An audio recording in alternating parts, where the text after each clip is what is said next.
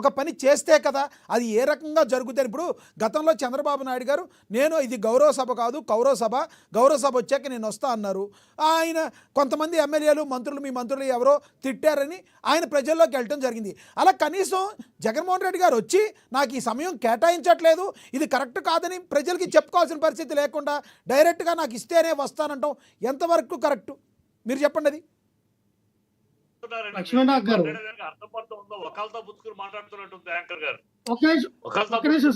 మీకు ఇస్తాను సార్, చిట్టిబాబు గారు మీకు ఇస్తాను, మీరు మాట్లాడిది క్వశ్చన్ అడిగారు కానీ నేను ప్రజల క్వశ్చన్ అడిగాను అంతే. మీకు ఇస్తాను లక్ష్మణరావు గారు చెప్పండి. వినండి సార్, లక్ష్మీనాథ్ గారు మీరు అసెంబ్లీలో అడుగుపెట్టి టైం ఇవ్వండి అని అడుగుతారా? మీరేమో మైకులు కట్ చేసేస్తుంటే మీరు ఆడినటువంటి హేళన అన్నిటికీ గురయ్యి ఇగో మాకు వాకౌట్ చేస్తూ ఉన్నాం, మాకు టైం ఇవ్వలేదు అందుకే మేము బయటకు వెళ్ళిపోతున్నాం అని చెప్పి చంద్రబాబు నాయుడు గారు రమ్మంటారా? ప్రజల ముందు సబ్జెక్టు అది జగన్మోహన్ రెడ్డి గారికి ప్లస్ అవుతుంది అంటున్నా నేను. జగన్మోహన్ రెడ్డి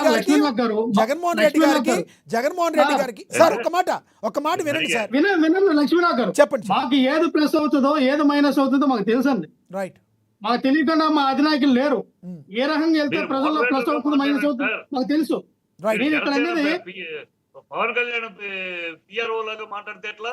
రైట్, మీకు ఇస్తాను చిట్టిబాబు గారు మీరు మాట్లాడితే మీకు ఇస్తాను. లక్ష్మణరావు గారు చెప్పండి. లక్ష్మీనాథ్ గారు చెప్పండి. నేను అనేది ఏంటంటే చాలా హుందాతనంగా మేము అడిగినటువంటి ప్రతిపక్ష హోదా మీరు ఏ కారణాల చేత ఇవ్వట్లేదని హైకోర్టుకి ఏం చెప్పండి, లేదా ప్రజలకేం చెప్పండి. మీరు ఎక్కడ చెప్పుకున్నా మీరు రావాలి రావాలి రావాలి అంటారు. ఈ రోజు వచ్చారు, వస్తేమో జగన్మోహన్ రెడ్డి గారు భయపడి అసెంబ్లీలోకి అడుగు పెట్టారు, డిస్క్వాలిఫై అయిపోతారేమో అని అడుగు పెట్టారని మీరే ప్రచారం చేస్తారు.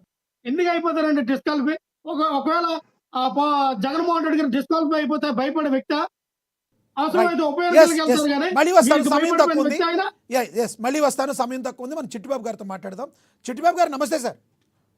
నమస్తే చిట్టిబాబు గారు, ఈ రోజు జరిగిన సిచ్యువేషన్ తెలుసు మీకు, ప్లీజ్ రియాక్ట్ అవ్వండి. మీరు ఏదో మాట్లాడుతున్నారు. ఇప్పుడు ఈ ప్రతిపక్ష హోదా అనేది రాజ్యాంగంలో ఎక్కడా కూడా ఇంత పర్సెంటేజ్ బట్టి అని లేని విషయం. ఎందుకు వచ్చింది అలవాటు అంటే గతంలో అధికార పార్టీ కాకుండా ప్రతిపక్షాలు 2-3 ఉండేవి. సో ఎవరికి సీట్ ఇవ్వాలి ఎవరికి హోదా ఇవ్వాలి అనే దాంట్లో అప్పుడు ఏదో ఒక పర్సంటేజ్ అని ఒక సాంప్రదాయంగా పెట్టారు. అంతేగాని ఈ చరిత్రలో భారతదేశ చరిత్రలో అనేక సార్లు ప్రతిపక్షం అనేది 5 సీట్లు ఉన్నవాళ్ళు 2 సీట్లు ఉన్నవాళ్ళు కూడా ప్రతిపక్ష హోదా పొందిన రోజులు ఉన్నాయి. కానీ ఇక్కడ వీళ్ళు ఎందుకని కాన్స్టిట్యూషన్ లో లేదు కానీ ప్రతిపక్ష హోదా ప్రజలు ఇచ్చారు. 40% ఓట్లు ఇవ్వటం అంటే ప్రతిపక్ష హోదానే. 40% ఓట్లు మిగతా ఏ పార్టీకి రాలా, టీడీపీకి తప్పితే. కానీ ప్రతిపక్ష హోదా ఇచ్చారు. కానీ మీరు ఇవ్వనన్నారు. ఎందుకు ఇవ్వనన్నారు? ఇస్తే ప్రతిపక్ష హోదా ఇస్తే పాలకపక్ష నాయకుడు మాట్లాడిన దాంతో సమానంగా మైక్ ఇవ్వాలి, ప్రతిపక్ష నాయకుడు కూడా ఇవ్వాలి. ఇస్తే ఆయన మాట్లాడితే ఆధారాలతో అసెంబ్లీలో పెడితే ఎండగడతారేమో. కనుక ప్రతిపక్ష హోదా ఇవ్వకుండా ఒక జబర్దస్త్ కామెడీ షో చెయ్యాలి అసెంబ్లీలో.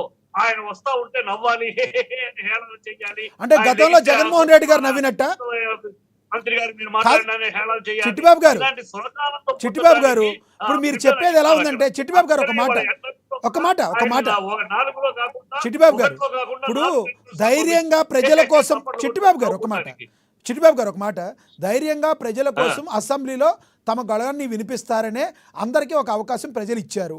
ఇలా ఇచ్చినప్పుడు ప్రజల కోసం అసెంబ్లీలో మాట్లాడాల్సి ఉంటుంది. వాళ్ళెవరో హేళన చేస్తారు వీళ్ళెవరో హేళన చేస్తారని ప్రతిపక్షంలో ఉన్న చంద్రబాబు గారైనా జగన్మోహన్ రెడ్డి గారైనా ఇలా బాయ్కాట్ చేస్తూ పోతే ఒక్క మాట సార్ నా మాట వినండి సార్. చిట్టిబాబు గారు నేను మాట్లాడతలేదు సార్. చిట్టిబాబు గారు ఒక ప్రశ్న ప్రజల నుంచి అడుగుతున్నా. చిట్టిబాబు గారు నేను ఎవరిని వెనకేసుకొచ్చి మాట్లాడుతున్నా. ఒక ప్రతిపక్షంలో ఉన్న నేత చిట్టిబాబు గారు మీరు మాట్లాడింది నేను విన్నాను. నేను అడిగిన క్వశ్చన్ ప్రజల గురించి అడుగుతున్నా. మాట చెప్పండి మీరు. నేనేమంటున్నానంటే ప్రజలు ఇచ్చిన మ్యాండేటరీని చంద్రబాబు గారైనా జగన్మోహన్ రెడ్డి గారైనా పవన్ కళ్యాణ్ గారైనా గౌరవించాలి. అలా గౌరవించకుండా ప్రజల గురించి మాట్లాడకుండా మేము వాకౌట్ చేస్తున్నాం అని వెళ్ళిపోతే ప్రజల యొక్క మాటలను ఎలా గుర్తించుకున్నట్టు అవుతుంది? సార్ మీరు సీరియస్ అవ్వద్దు, మీరు సీరియస్ అవ్వద్దు. ఎస్ చెప్పండి చెప్పండి చెప్పండి చిట్టిబాబు గారు చెప్పండి చెప్పండి సార్. సార్ చెప్పండి చెప్పండి సార్ చెప్పండి. ఇక్కడ అక్కడ అసెంబ్లీలో ప్రతిభ ఈ పద్ధతులు మాట్లాడే ప్రజాస్వామ్య పద్ధతులు నడపడానికి సిద్ధంగా లేరు అని అందరికీ తెలిసిన సత్యం. పవన్ జగన్ రావాలి, జగన్ ని హేళన చేయాలి, జగన్ ని అవమానించాలి, జగన్ ని కించపరచాలి, ఇదే వాళ్ళ ఉద్దేశం, ఇదే వాళ్ళ మాట. అందుకనే వాళ్ళ 4వ ఎంట్రీలో పంపించారు. చాలా 4వ ఎంట్రీలో ఎస్పీ మినిస్టర్ 1లో వస్తారు. ఆ ప్రోటోకాల్ కూడా కాకుండా 4వ ఆర్డినరీ మెంబర్ పంపించారు, 4వ ఎంట్రన్స్ లో పంపించారు. ఇవన్నీ వాళ్ళు చేస్తున్న కావాలని తెలిసి దుష్టులకు దూరంగా ఉండాలి, దుర్మార్గులకు దూరంగా ఉండాలి చిన్నప్పుడే అందరూ బోధించారు. ఈ దుర్మార్గము ఇస్తున్నాను సామకోటి గారు మీకు ఇస్తాను, ఆదినారాయణ గారు మీకు ఇస్తాను. బెటర్ అని త్వరగా ప్రజలతో ఇక్కడ వాళ్ళని చర్చించుకోనండి. ప్రజలు స్టూడెంట్స్ గొడవ జరుగుతుంది చర్చించమండి, ఒకటి మాట్లాడలే. వచ్చారు పవన్ కళ్యాణ్, స్టూడెంట్స్ ఇంత మాట్లాడబడతా రాలేదే. మళ్ళీ వస్తాను సార్. జపాన్ అంటాడు, జర్మనీ అంటాడు, ఆయనకి తెలియదేమో రాజ్యాంగం తెలుసుకోమని. రాజ్యాంగంలో ఆయన ప్రతిపక్ష చిట్టిబాబు గారు చెప్తున్నారు రాజ్యాంగం పవన్ కళ్యాణ్ గారు నేర్చుకోవాలి, చెప్తాం sir compulsory. Right sir right sir right sir మళ్ళీ వస్తాం మీ దగ్గర. సమయం తక్కువ ఉంది. మాటలు తెలిసి తెలియకుండా ఏదో ఏదో మనం మాట్లాడితే రాజ్యాంగం తెలియదు, ఏమీ తెలియదు. రైట్ పద్ధతిగా మాట్లాడాలి. రైట్ జపాన్కి వెళ్ళండి, జర్మన్కి వెళ్ళండి, ఇది రాజ్యాంగం తెలుసు అసలు? పవన్ కళ్యాణ్ రాజ్యాంగం తెలిసే మాట్లాడుతున్నారా? హోదా ఇవ్వచ్చా ఇవ్వకూడదు తెలుసారు. ప్రజలు ఇవ్వాలంటారండి, ప్రజలు ఇచ్చిందే అక్కడ 11 సీట్లు 2 సీట్లు లెక్క కాదు. ప్రతిపక్ష హోదా పార్టీ ప్రతిపక్షం ఒకటే ఉంది అసెంబ్లీలో. ఇది అందరూ అధికార హోదానే ఒకటే ఉంది కనుక వీళ్ళకి ఇవ్వాల్సింది. రాజ్యాంగంలో ఎక్కడో అబ్జెక్షన్ లేదు, అందుకనే కోర్టులో కూడా సమాధానం చెప్పలేకపోయింది. కోర్టు అడిగితే కూడా ఏం మాట్లాడతారు? రైట్ చిట్టిబాబు గారు మళ్ళీ వస్తాం మీ దగ్గరికి. ఎస్ మళ్ళీ వస్తా కంక్లూడ్ చేద్దరు కానీ సమయం తక్కువ ఉంది. స్వరగానందం పొందాలి, చప్పట్లు కొట్టుకుని అల్లరి చేయాలి, ఇది వాళ్ళ నేపథ్యం. రైట్ మళ్ళీ వస్తాం మీ దగ్గర. మనతో టీడీపీ నేత సామకోటి ఆదినారాయణ గారు ఉన్నారు, ఆయనతో మాట్లాడతాం. వీళ్ళ యొక్క స్వరగానందానికి అవకాశం ఇవ్వకూడదు. రైట్ రైట్ రైట్ మళ్ళీ మాట్లాడతాం, మళ్ళీ వస్తాం మీ దగ్గర. ఆదినారాయణ గారు ప్లీజ్. ఆదినారాయణ గారు నమస్తే అండి. ఆదినారాయణ గారు నమస్తే అండి. లైవ్ లో ఉన్నటువంటి ప్రేక్షకులందరికీ కూడా నమస్కారం. నమస్తే అండి.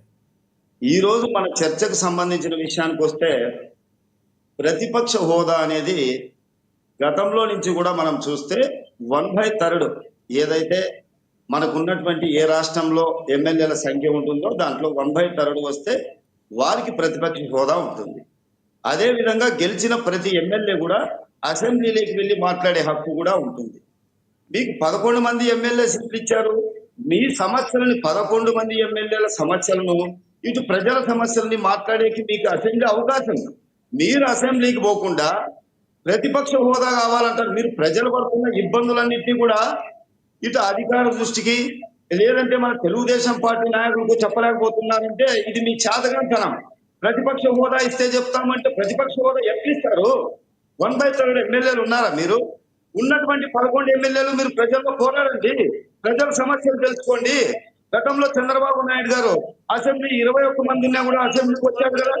ఏ రోజైనా అసెంబ్లీకి రాకుండా ఉన్నారా? చంద్రబాబు నాయుడు గారు అసెంబ్లీకి వచ్చారు ఏం మాట్లాడారు?